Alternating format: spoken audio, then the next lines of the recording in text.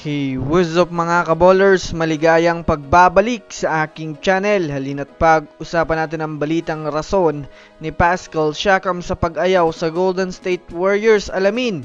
At ang balitang Draymond Green sa Lakers umiinit. Tara na't pag-usapan natin yan dito sa Basketball Hotshots.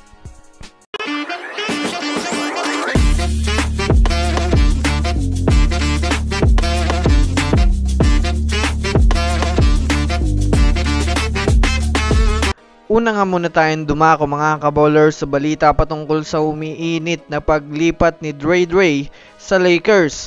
Well, alam naman nga po natin sa ngayon na hindi na nga po itong si Green nakakapagbigay ng malakas na impact sa kanilang team mga kaballers dahil na rin naman sa sunod-sunod nitong pagsuspinde sa NBA.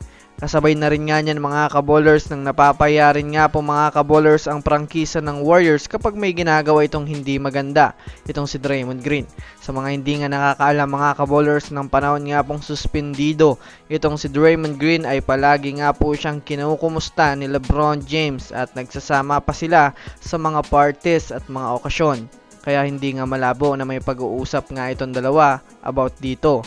Kaya naman hindi na nga po mga kaballers masyadong big deal para kay Draymond Green na magstay pa sa Warriors dahil kung tutuusin marami na siyang napatunayan at hindi na rin naman nga po mga kaballers gagaya ng dati ang kanyang sistema. Samahan pa mga kaballers na mapupunta rin sa Warriors itong sina Jared Vanderbilt at Rui Hachimura kapag napunta siya sa Lakers, kaya masasabi natin hindi talaga imposible na mangyari ito lalo pat marami na rin mga eksperto ang tumutulok kay Draymond Green sa Lakers. Abangan natin ito mga kaballers bago sumapit ang trade deadline.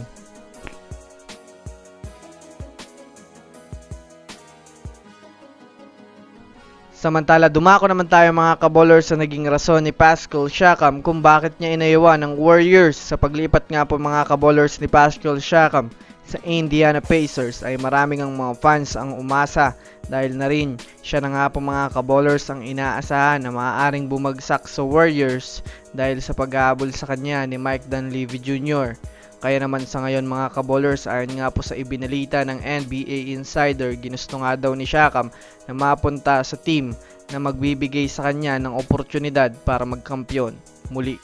Kumbaga mga kaballers, gusto niyang sumali sa kupunan na mabibigyan siya ng oportunidad na magkampiyon. Kung susumadahin nga natin mga kaballers, nasa ikapang-pito nga po mga kaballers ang Indiana Pacers sa Eastern Conference. Bukod pa dyan na andyan pa nga sina Tyrese Haliburton at Buddy Hield na masasabi nating may kakayahan nga ito na bigyan siya ng mas magandang laro di gaya mga kaballers ng Warriors na si Stephen Curry nga po ang number 1 offensive player nila na maaaring hindi nga po siya masyadong mabigyan ng bola at makapagkana ng maraming puntos. Bukod pa dyan mga kaballers, nasa ibaba nga po ng Western Conference ang Warriors na masasabi nating may maliit pa na chance na hindi makapasok sa playoffs. Kaya naman Pacers nga po mga kaballers ang pinili ni Pascal Siakam.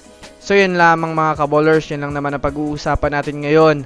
Pindutin na ang subscribe and hit nyo na rin ang notification bell para sa mga susunod na update sa mundo ng basketball. Again, this is Basketball Hotshots. Thanks for watching.